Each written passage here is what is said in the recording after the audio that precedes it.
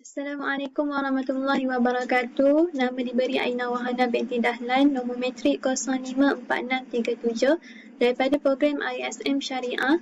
Hari ini saya akan membentangkan bab puasa iaitu fasal rukun-rukun puasa daripada kitab Bughyah Al-Tullab karangan Syekh Daud bin Abdullah Al-Fatani. Baik, kita masuk kepada pengenalan. Puasa dari sudut bahasa bermaksud menahan diri, manakala dari segi syarak bermaksud menahan diri daripada perkara-perkara yang boleh membatalkan puasa dari terbitnya fajar sehingga terbenam matahari beserta niat. Puasa merupakan ibadah yang dituntut dalam Islam kerana kefarduannya telah disertakan dalam rukun Islam. Terdapat banyak hikmah daripada kewajipan berpuasa, antaranya ialah dapat merasa bagaimana orang miskin yang tidak mempunyai apa-apa kemudian dalam keadaan kelaparan. Dua waktu pelaksanaan puasa iaitu puasa yang dilakukan pada bulan Ramadan dan puasa yang dilakukan di luar bulan Ramadan. Hukum puasa pula dibezakan dengan 4 hukum. Yang pertama, puasa wajib seperti puasa Ramadan dan puasa nazar. Yang kedua, puasa sunat seperti puasa Isnin Khamis dan puasa 6 hari di bulan Syawal. Yang ketiga, puasa makruh seperti puasa pada hari Sabtu atau hari Jumaat sahaja. Yang keempat, puasa haram iaitu puasa yang dilakukan pada hari-hari tertentu seperti puasa pada hari raya. Rukun puasa terbahagi kepada 3. Yang pertama, niat. Yang kedua, perkara yang membatalkan puasa. Yang ketiga, orang yang berpuasa.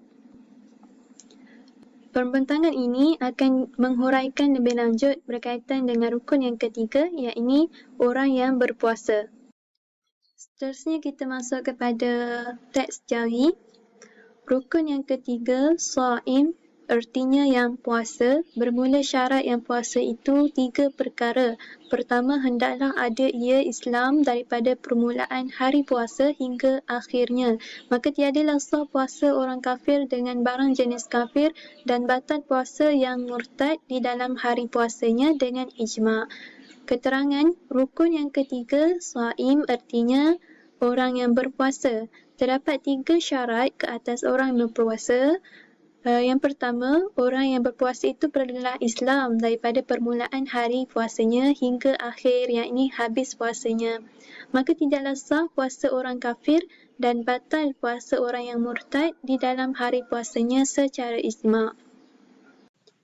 Syarat yang kedua, hendaklah ada ia akal daripada fajar hingga datang kepada masuk matahari. Maka tiada sah puasa yang gila daripada fajar hingga maghrib. Dan jika mendatang gila di dalam hari puasa dan jikalau sekejap sekalipun batallah puasanya. Dan jika ada gilanya itu jadi daripada meminum pada malam akan minuman yang menggilakan sekalipun. Keterangan teks di atas adalah berkaitan dengan syarat kedua ke atas orang yang berpuasa, yakni orang yang berpuasa perlulah berakal daripada fajar hingga terbenam matahari.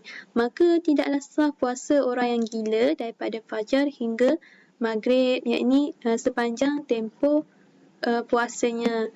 Jika seseorang itu tiba-tiba gila di dalam hari puasanya, walaupun sekejap, maka batallah puasanya.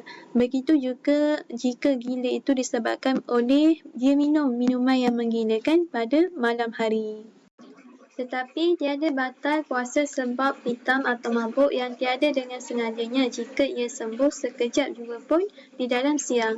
Dan jika pitam atau mabuk daripada fajar hingga maghrib, tiadalah sah puasanya kerana pitam dan mabuk itu mengeluarkan ia akan seorang daripada keadaannya ahli bagi khitab, bersalahan dengan tidur. Keterangan tidak batal puasa kalau dia pitam atau mabuk yang tidak disengajakan. Dan jika ia sembuh dengan cepat pada siang hari, sekiranya pitam atau mabuk daripada fajar hingga maghrib, yakni sepanjang puasanya, maka tidak sah puasanya kerana dua perkara itu, yakni pitam atau mabuk itu akan menjadikan ia keluar daripada ahli khitab yang mana bersalahan dengan tidur. Maka tiada batal puasa yang tidur daripada fajar hingga maghrib kerana kekal keadaannya ahli bagi khitab.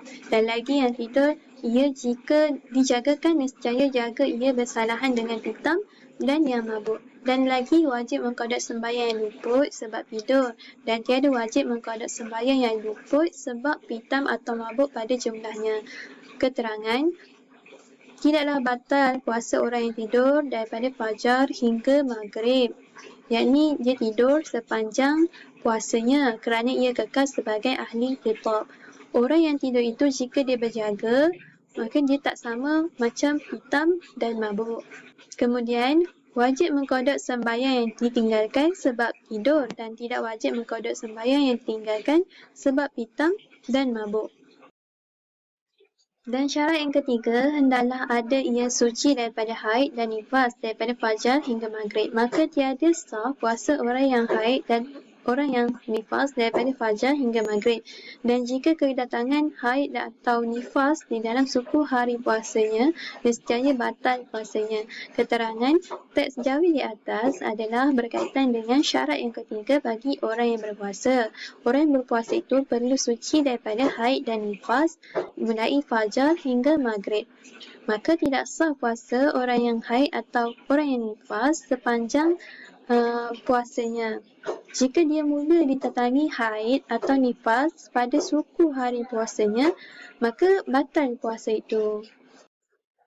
Bermula syarat bagi sah puasa pada pihak masa itu hendaklah jatuh ia di dalam hari yang menerima bagi puasa ia padanya.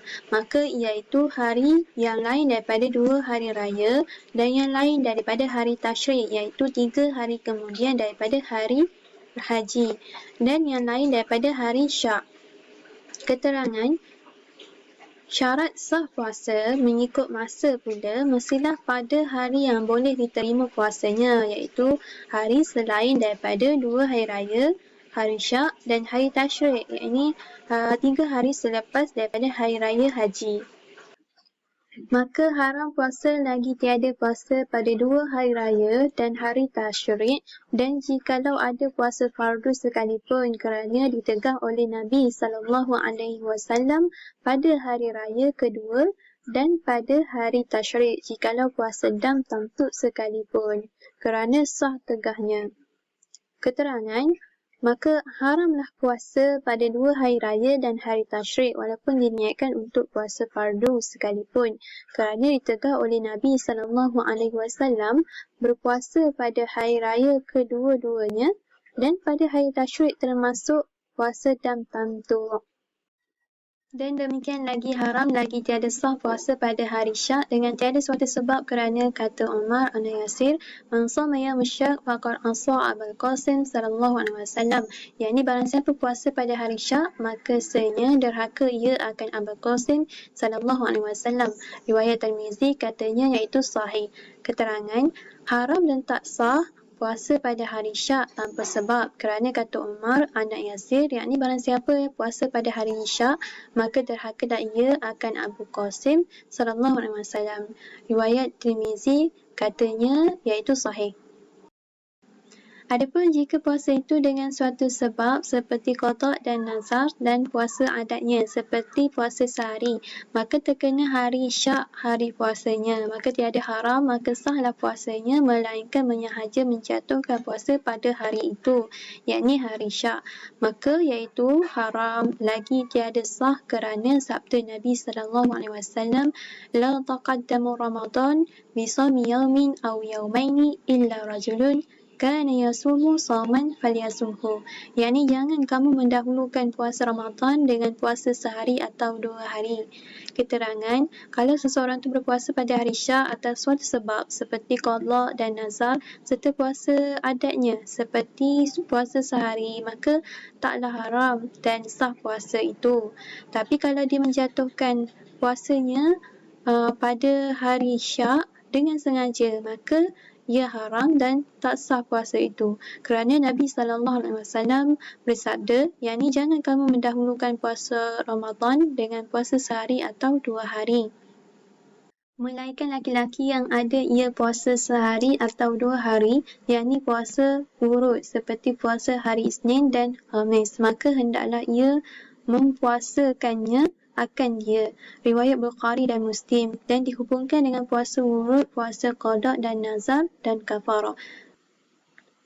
Keterangan teks jawi di atas adalah berkaitan dengan hadis yang dibacakan sebelum ini, yakni jangan kamu mendahulukan puasa Ramadan dengan puasa sehari atau 2 hari, melainkan lelaki yang ada ia puasa sehari atau 2 hari, yakni puasa wurud, seperti puasa Isnin dan Khamis. Maka harus dia berpuasa wurud, riwayat Bukhari dan Muslim. Disebutkan puasa wurud termasuklah puasa qada dan nazar serta kafarah. Baik, kesimpulan daripada tajuk yang dipilih berdasarkan kitab Buya Abdullah telah menjelaskan berkenaan hukum orang yang berpuasa berdasarkan situasi-situasi yang sering berlaku dalam kalangan umat Islam, seperti tidur, gila, pitam atau mabuk pada sepanjang tempoh berjalannya ibadah puasa. Selain itu, kitab ini juga telah menerangkan berkaitan syarat sah puasa dari sudut masa dan menyentuh perbincangan yang mendalam tentang hukum berpuasa pada hari-hari tertentu seperti hari Syak, hari Tasyrik, sama ada bersebab ataupun tidak bersebab. Jadi penulis kitab ini telah menjelaskan secara terperinci dan dihuraikan dengan padat. Diharapkan tugasan transliterasi daripada teks jawi klasik ini dapat menerangkan isinya dengan jelas, berpandukan ayat yang mudah. Selain itu, diharapkan agar setiap Muslim lebih mengambil cakna dan menambah pengetahuan tentang amalan-amalan ibadat ataupun amalan-amalan ketaatan seperti solat, haji, puasa dan sebagainya. Itu sahaja daripada saya. Sekian, terima kasih.